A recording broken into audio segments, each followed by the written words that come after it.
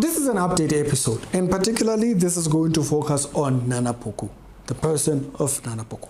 Nana Poku came out speaking to all the bloggers out there that are interested in talking about Jeremiah Omotofo-Foin. Anyone who knows Prophet Jeremiah in Nigeria, Jeremiah Omotoso or what? I like that man too much. He's a very active person. Too much. God bless him. Anyone who know Prophet Jeremiah, tell Prophet Jeremiah that I say I'm saying sorry for him. God be with him. But we are the one that we have to face this problem. You want Jeremiah want the church member building to break down or what? Yeah. We are the one who have to accept this. It's true. Prophet Jeremiah, wherever you are, God bless you. I know it's very painful, but so far as we are man of God. Even if it's painful, we have to laugh because we are the one who have to hold those who are in the mud, pull them out. Whatever Omega, God will restore it in the name of Omega, I'm coming. Solomon built the temple of God, and Jesus came and prophesied that this building will never what? It will never stay. Yeah. What happened? It surely could. The one that he did, that God used fire to consume, to accept him. Yeah. That building broke. What about Jeremiah in Nigeria? So it's normal. Let's take it normal. And, even it's not something. Omega. And the bloggers and they should be very careful. You know, some people are talking. You know, bloggers by all means they will come out with that kind of their style, but it's also. Hey, any blogger, me, I'm saying it. Any blogger who will talk about Jeremiah house and church burning, that blogger, God will punish you. Any blogger who talk about Jeremiah church building burning, that person will suffer. Hey, Omega, this time I'll go and beat one blogger. Hey, if anybody, Omega, somebody will say that you are a man of God. What is man of God? If a man of God building us build, that's what they did to Bushili. Omega, sometimes we need to talk to them. After his church burned, and he was very angry, he said if anybody talks, they will have problems with him and the whole Nana Poku. He was pretty heated up. He was very heated up. And the video, I'll put the video in the description below. Don't want to have to edit it into the video or anything. Just want to speak straight about this, and I'll leave it here. You see, Nana Poku's anger towards bloggers, it should apply when people are angry to Jeremiah as well. You see, the problem with you people you have a selective anger. It's not holy anger. It's not anger that's vent on getting truth. No, it's anger that is selective to whom you want to apply it to. That's where the issue comes. So for Nana Poku and people that respond like Nana Poku does when it comes to things like this, the way to respond is by understanding the content of what's being posted. To come out and say bloggers should not talk about Jeremiah Omotofo-Foin, when Jeremiah Omotofo-Foin goes online, says all kinds of things when other people have their own predicament, it is very dangerous. It is implying that Christians stop evangelism. Understand something. By evangelizing, you fall within the category of apologetics. You have to, at a certain point, speak of the belief systems that they might hold and how those belief systems are not accurate. That's apologetics. It's what I do here.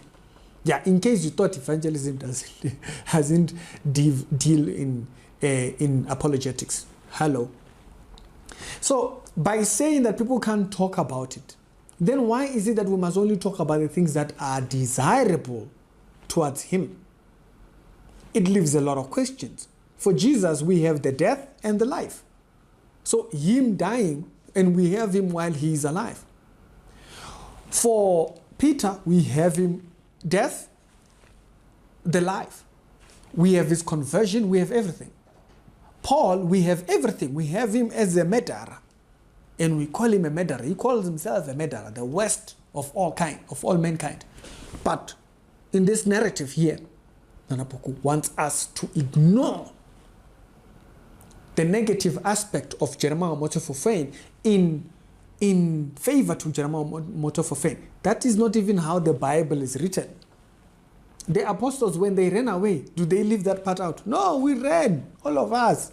We were gone. The Bible is not even written like that. So we shouldn't only talk about you when it favors you. Now, for us, I'm not PR for Jeremiah Omoto for Faith. I talk about the things that don't make sense with Jeremiah Omoto for Faith. There is enough people posting his positive stuff. When he donates money, I don't fit anywhere. I'm not a bank. I'm not charity me. I'm not the Reserve Bank. I don't have to keep in mind, oh, he gave 200,000. I don't have to keep track of that. I'm not the Reserve Bank. There are people that do that. Here we highlight doctrine. So when something doesn't make sense doctrinally, we highlight that. So the Bible, according to how the Bible pans out, we don't just talk about them when they are in there. We talk about them even when the negative stuff comes up. So to say that nobody should talk about him, then why is it that we should wait for someone to dictate when we should talk about them? Now, I'll give you an example of something to talk about. Jeremiah Omoto for Faith, when the church burnt, he said God told him. Oh, interesting. Then if you go back and you listen to that video, when he is at the bridge addressing the subject of the church burning, he said, we have the money. Go listen to the video. He said, oh no, and it's not like we don't have the money. He said, we have the money. Now all of a sudden, Jeremiah Omoto for Faith is raising funds. What funds is he raising if he had the money? He said money is not a problem. No, money is not a problem. They can build it. It can be up in no time. That was in the words of Jeremiah. So something doesn't make sense. Do you have the money or you still need to raise money? You can't say you have the money and then say, oh yeah, I'm raising funds. What's going on? Something doesn't make sense. Something is a little bit off. And so that's the things that we highlight. You see, I wasn't going to make a video about that. I wasn't going to make a video about him thinking, I'm just done with Jeremiah Omoto for Faith. There are certain people that on this channel I just don't talk about. Like there are charlatans, Charlie charlatans. Like there are certain people I just don't talk about. I don't talk about Jeremiah Suleiman that much. He's a charlatan. A person who follows Suleiman likes that kind of jazz, dustbin material. They like that kind of jazz. So sometimes there are certain people. But in this case, the reason why I'm addressing it is because of Nana Poku's comment on the subject. Because you need to see both sides. You need to see how is your Bible written? It's written with both the bad and the good. They omit the bad, keep the good. Someone will say, okay, the church burning is bad. They are talking about that. Yeah, that one they have to talk about because they have to find a way to build another church. I'm not against them building another church. I just don't understand when he comes out and says, oh yeah, we already have the money. It's not going to be an issue. We have the money. And then he comes out later on and says, oh yeah, we are raising funds. Something doesn't make sense. Are you raising funds or do you have the funds? He said he was building some project. He said he was building houses, what project and whatnot. So, and he says now he's going to divert that money to thingy. So if he's diverting money from that, or is it just restructuring his words because, he realizes, hey, it's an error. It will take money from my pocket. Is that what's happening here? So people like me are there to highlight things like that. That don't make sense. Why say you have the money and then a week later, oh yeah, we are raising funds. What funds are you raising when you said you had the money? Those are the things that don't make sense. Those are the things that we highlight because they're going to keep the good story. Let's keep the other side as well. So this idea of only wanting one side and telling people that they must only report one side, it's not even how your Bible is read, as I stated.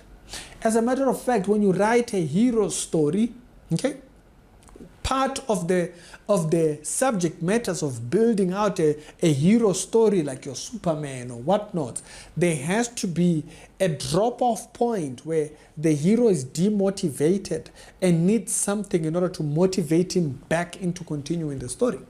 And in a lot of times, this particular, like for instance, I'll give one example.